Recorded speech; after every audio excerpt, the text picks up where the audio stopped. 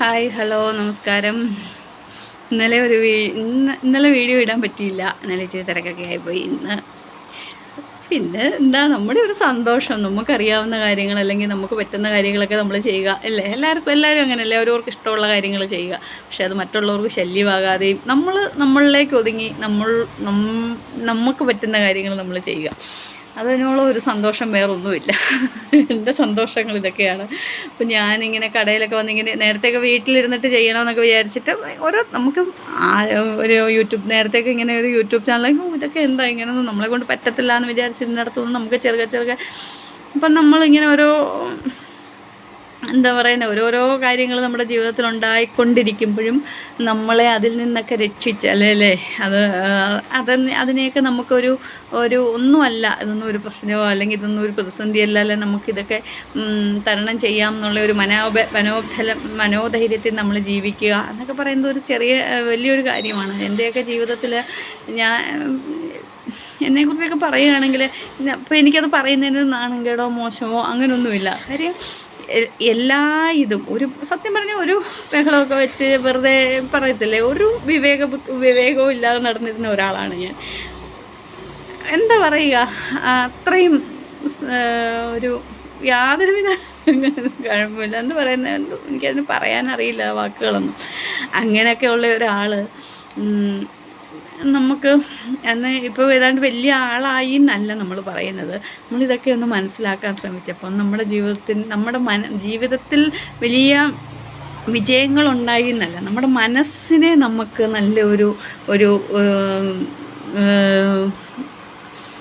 ഒരു ആത്മധൈര്യം നമുക്ക് നേടിയെടുക്കാൻ സാധിച്ചു. അത് ഇപ്പം മറ്റുള്ളവർക്ക് കാണുമ്പോൾ അവരുടെ കണ്ണിൽ ഒരുപാട് കുറ്റങ്ങളുണ്ടായിരിക്കാം.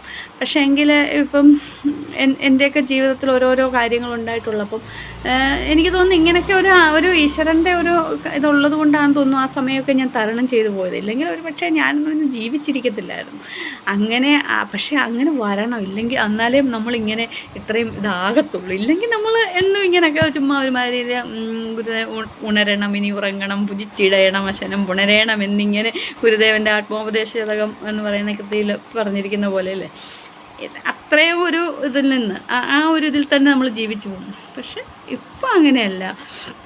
ഇപ്പം തന്നെ ഇങ്ങനെ ഒരു യൂട്യൂബ് ഇങ്ങനെ തുടങ്ങി ഇതിങ്ങനെ ഒരു ഓണാക്കി വെച്ചിട്ട് ഇങ്ങനെ ഇത്രയൊക്കെ പറയുന്നത് എന്തിനാണ്? നമുക്ക് വലിയ പബ്ലിസിറ്റി അല്ലെങ്കിൽ നമ്മൾ വലിയ ആളാണെന്ന് കാണിക്കാനോ ഒന്നുമല്ല. ആർക്കെങ്കിലും ഇപ്പം ഭഗവത്ഗീതയെക്കുറിച്ച് പറയുന്നു, അല്ലെങ്കിൽ നാരായണ ഗുരുദേവ കൃതികളെക്കുറിച്ച് പറയുന്നു. അപ്പോൾ ആർക്കെങ്കിലും തോന്നുക എന്നാൽ ഈ ഗീത എന്താണെന്ന് നോക്കി എന്നാൽ ഇതൊന്നും മനസ്സിലാക്കാം എന്ന് തോന്നുന്നത് തന്നെ ഒരു വലിയ കാര്യമാണ്. അല്ലെ ഗുരുദേവ കൃതികളൊന്ന് മനസ്സിലാക്കാം എന്നൊക്കെ വിചാരിക്കുന്നത് തന്നെ ഒരു വലിയ കാര്യമാണ്. ആർക്കെങ്കിലും ഒരാൾക്ക്, സാധാരണപ്പെട്ടവർക്ക് ആർക്കെങ്കിലും. കാര്യം നമ്മുടെ സാധാരണ ഒരു വീട്ടമ്മ അല്ലെ സാധാരണ ഒരാൾ നേരത്തേക്ക് നമ്മൾ വിചാരിക്കും നമുക്ക് ഇന്ന ഗുണങ്ങളൊക്കെ ഇന്ന ഇതൊക്കെ ഉണ്ടെങ്കിലേ നമുക്ക് ഇതൊക്കെ പറ്റുള്ളൂ, അല്ലെങ്കിൽ നമുക്ക് പണം വേണം, സൗന്ദര്യം വേണം, വിദ്യാഭ്യാസം വേണം. ഈ ഇതിലുള്ള അറിവൊന്നും നേടണമെങ്കിൽ നമുക്കിതൊന്നും ആവശ്യമില്ല. നമുക്കൊരു മനസ്സ് മതി. നമ്മുടെ മനസ്സിനെ നമുക്ക് നമ്മുടെ മനസ്സ് തന്നെയാണ് നമ്മുടെ എല്ലാം. അതിനെ നമുക്ക് നേരായ മാർഗത്തിൽ വയ്ക്കാൻ സാധിച്ചാൽ പിന്നെ അവിടെ നമുക്ക് എന്ത് പ്രശ്നം വന്നാലും നമ്മളതിനെ അതിജീവിക്കും എന്നുള്ളതിന് യാതൊരുവിധ മാറ്റങ്ങളുമില്ല. അതിന് നമ്മൾ ഈശ്വരനോടൊപ്പം തന്നെ ഈശ്വരനെ തന്നെ നമ്മളുടെ ഉള്ളിൽ വയ്ക്കണം. ഇല്ല പറഞ്ഞ പോലെ എന്നാൽ ചോദിക്കുക, ഈശ്വരൻ എവിടെ ഇരിക്കുന്നു ഇല്ലേ? അതൊക്കെ നമ്മൾ ഇതൊക്കെ വായിക്കുകയും പഠിക്കുകയൊക്കെ ചെയ്യുമ്പം പറയും തൈരിൽ വെണ്ണ ഒളിഞ്ഞിരിക്കുന്നത് അല്ലേ, പാലിനകത്ത് ഇപ്പോൾ പാല് തൈരാക്കി തൈരിൽ വെണ്ണ ഇരിക്കുന്നത്. അത് നമുക്ക് പ്രത്യക്ഷത്തിൽ കാണാൻ സാധിക്കത്തില്ല. അതിനെ ഒരു പ്രോസസ്സിങ്ങിലൂടെ ഇതാക്കി എടുക്കുമ്പോഴാണ് നമുക്കത് അനുഭവിക്കുക. എന്ന് പറഞ്ഞ പോലെ ഈ പ്രപഞ്ചത്തിൽ നിന്ന് മറഞ്ഞിരിക്കുന്നതായ ആ ഈശ്വരനെ നമ്മൾ മനസ്സിലാക്കുമ്പോൾ അതൊരു ഭയങ്കര അനുഭവം തന്നെയാണ്. അപ്പം ഞാൻ പറയുന്നത്, എപ്പോഴും നമ്മൾ അതിനുവേണ്ടി അമ്പലത്തിൽ പോയി എല്ലാ ദിവസവും അമ്പലത്തിൽ പോവുക, വഴിപാട് കഴിക്കുക, ഇതൊന്നും അല്ല നമുക്കതിന് ഇതിന് വേണ്ടുന്നത്. അതൊന്നുമല്ല. പിന്നെ നമ്മൾ ഹിന്ദുക്കൾക്കെന്ന് പറഞ്ഞാൽ എല്ലാം അങ്ങ് ദോഷമാണ്, തൊടുന്നതും പിടിക്കുന്നതും സർവത്ര ദോഷമൊന്നുമല്ല. നമ്മൾ ഈ പറയുന്ന മാർഗത്തിലൂടെയൊക്കെ പോയി കഴിഞ്ഞാൽ നമുക്ക് മനസ്സിലാകും നമ്മൾ എന്താണ്. നമ്മളിലേക്ക് തന്നെ നമ്മൾ നോക്കുമ്പോൾ, നമ്മുടെ ഉള്ളിലേക്ക് തന്നെ നമ്മൾ തിരിയുമ്പം ഉണ്ടാകുന്നതൊരു മാറ്റം അത് ഭയങ്കരമാണ്. ആർക്കെങ്കിലുമൊക്കെ അതിന് സാധിക്കുന്നെങ്കിൽ സാധിക്കട്ടെ. പിന്നെ തകർന്നടിഞ്ഞ് വിഷമിച്ച് അല്ലെങ്കിൽ ഒക്കെ ഇരിക്കുന്നവർ ഉണ്ടെങ്കിൽ അതിൻ്റെ ഒന്നും ആവശ്യമില്ല. നമുക്ക് നമ്മളെ തന്നെ ഇതാക്കി എടുക്കാൻ സാധിക്കും. അതിന് വേറൊരാൾക്കും സാധിക്കത്തുമില്ല അല്ലേ. ഉദ്ധരേതാത്മാനാത്മാനം. ഇന്നലെ സ്വാമിജിയുടെ ഒരു പ്രഭാഷണം ഞാൻ കേട്ട സ്വാമിജി പറയുന്ന പോലെ തകർന്നടിഞ്ഞ് അങ്ങേറ്റത്തെ ദുഃഖം അനുഭവിച്ചിരിക്കുന്നതിനോട് ഉദ്ധരേതാത്മാനാത്മാനം എന്ന് പറഞ്ഞിട്ട് എന്ത് കാര്യം എന്ന് പറയുന്നത്, നീ പോയി നിൻ്റെ പണി നോക്കാൻ പറയും. അപ്പം അത് പെട്ടെന്ന് സാധ്യമല്ല, പക്ഷേ അതിന് സാധിക്കുമെന്നുള്ളതാണ് ഞാനും പറയുന്നത്.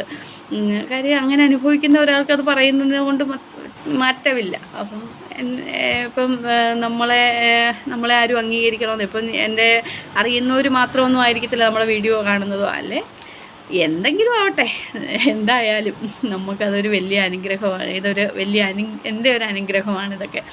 അങ്ങനെ നമ്മളിതിൽ ഗുരുദേവൻ പറയുന്ന പോലെ ആത്മീയതയിൽ ഉറച്ചു നിന്നുകൊണ്ട് നമ്മുടെ ഭൗതിക പ്രവർത്തനങ്ങൾ നമ്മൾ ചെയ്യുക.